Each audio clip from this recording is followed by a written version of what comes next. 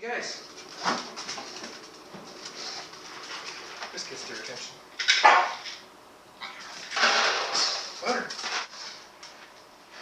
Over here. I believe everybody is meant to prosper. Sit. I don't think anybody was put on earth to be poor, to be sick, to be the victim of abuse.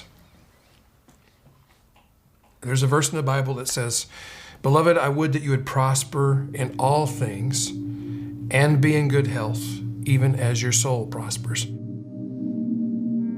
So to me, the journey to prosperity for all of us, regardless of how much money we have in our bank account, is what does it mean for our soul to prosper?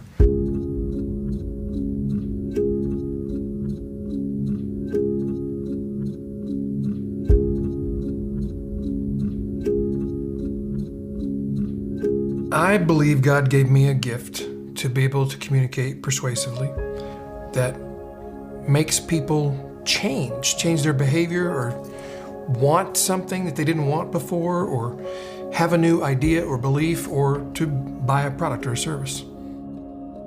We have the opportunity to influence no matter what we're doing, whether we're a doctor or a pastor or a social worker, or any job, any role in life, especially if you're a stay-at-home mom or you're a caretaker. It helps financial prosperity, of course. That's in the business sense, but it helps our souls to prosper, our spirits to prosper, our relationships, and to be successful at writing copy is adding value to the world, and it's a lot more than just making money. I was kind of a weirdo because I liked getting the junk mail. Everybody would keep the bills and throw away the junk mail. I'd be getting the junk mail out of the trash and no, don't throw that away, that's good stuff. I spent a lot of time at my grandparents' when I was younger in Southeast Kentucky. I used to love to go to the house, and my grandmother had these newspapers. I thought they were newspapers. I've later found out they were the National Enquirer and the Weekly World News. And I read these incredible articles in these newspapers that were about things like Chinese medicine that could cure anything without drugs. As I got older, I finally figured out these are ads.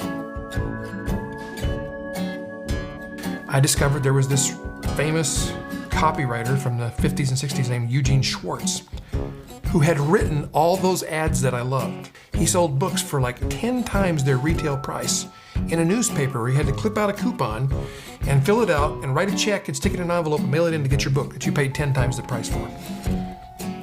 I thought, that's an amazing magical power that I need to have. I teach a lot of people how to write copy now. I'm Ray Edwards. I'm a copywriter and marketing consultant, and I'd like to send you a free copy of this book, How to Write Copy That Sells. And I tell them, those who write copy with the right heart and the right intent are showing people a better future. They're showing potential customers, your life could be better if you buy this product or you enlist this service to help you grow or solve a problem. And this is the better life that you could enjoy. And I think that's important work. I think we need to own the fact that what we create is valuable. Lynn. There's a line from a song, I can't remember who the artist was, but the lyric says, "God made you because he's in love with me." That's Lynn.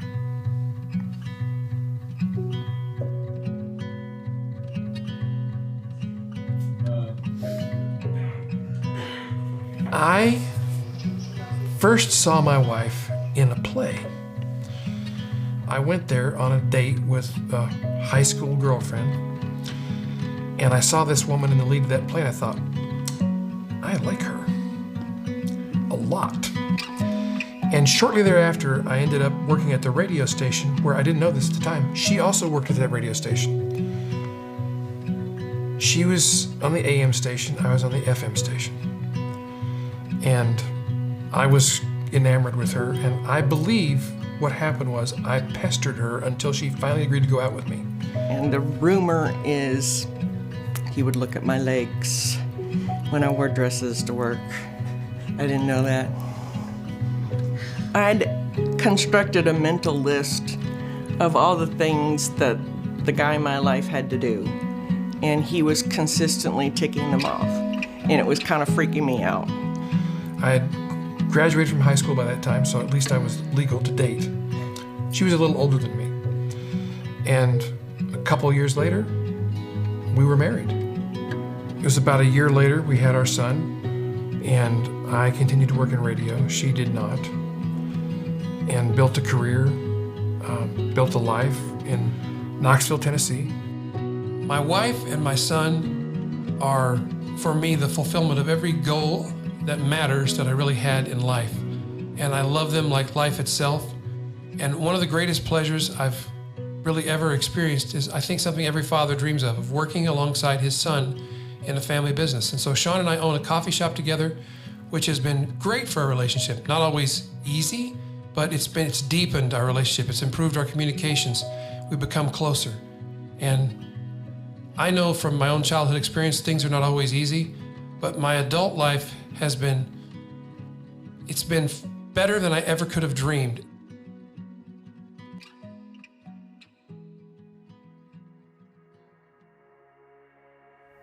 So it was May of 2011, and I was at a conference, and I was taking notes, and I noticed that I wasn't able to keep up. Like, my brain would think what I was supposed to write, and I couldn't write it fast enough. And I also noticed my handwriting was getting smaller and smaller. So I did what anybody would do. When I got back to the hotel room, I Googled it.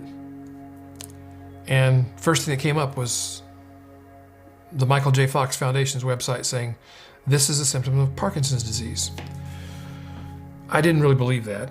Came home and talked to my family physician about it. And he said, "Well, you're much too young to have Parkinson's." I was 45 years old at the time. But he said, "I'll make you an appointment with a neurologist just to set your mind at ease. You probably have an impinged nerve in your shoulder," because I had a lot of shoulder pain as well. And I went and saw the neurologist, and I was in her office for 5 minutes, and she said, "Well, you have Parkinson's." And I was like, just shocked. My wife was with me. We were both shocked. She described what would happen as a result of having Parkinson's. She told me it's degenerative, it's progressive, it's incurable, which means it just gets worse, and you'll eventually need a lot of help. You'll maybe be in a wheelchair, maybe 7, 10 years, 15 years. Short time span. It was not a very promising prognosis. Then things started to, settle in. You start realizing it. I tried not to read anything about it. All my information came from Ray. He had some down days. I was angry with God. I was disappointed. I was like, why is this happening? Ran away, took our motorhome into the Glacier National Park and stayed there for a while, where it was cold and rainy in October, which is the perfect weather if you want to go somewhere and be depressed. That's the perfect environment in which to do it. Make my way down through this weary bay. I start to stare. What am I doing? I should be standing strongly and firmly, grabbing my chair. And we went down to Redding, California, to Bethel Church, where I was prayed for many times. Still not healed. I was prayed for by the main guy, like the healing guy. Not healed. And I was really in a place of like feeling like the victim. And my wife sat me down one day in the motorhome. I'll never forget this conversation. She said, "I need to have a talk with you." Now, she'll tell this differently, but this is what I remember her saying. "You need to pull your head out of your ass. This can't keep going. We need you. I need you. We need you to step back up to who you were," is basically what I feel like I remember saying. So then, Ray gets invited to speak something in Reading where Chris Valentin also was, and he was giving prophetic words, and he asked Ray to stand up, and he said, I feel like you are a captain of a ship and you have not been in charge of the ship. The ship needs you. You need to come back.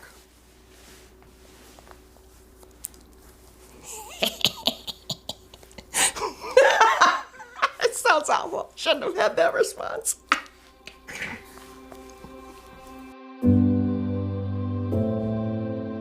And I'd like to say that I immediately saw the light and changed my ways, but it took a little longer than that. But it was really a splash of cold water in the face that made me realize, well, I've got a choice to make. To become bitter and remain bitter and question God, or to accept that maybe He knows more than I know.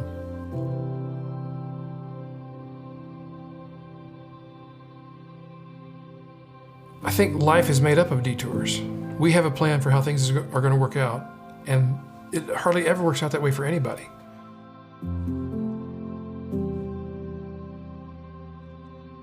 Beloved, I would that you would prosper in all things and be in good health, even as your soul prospers. What does it mean for our soul to prosper? And you know, our soul is our mind, our will, our emotions. I think that's where we come to a place of contentment and also seeking to make things better at the same time. So it's not a matter of working or striving to be successful and happy. It's being happy while you're striving. It's about happily working toward your goals. And that's really prosperity. Becoming more successful is not going to make me a better person. But being a better person would make me successful.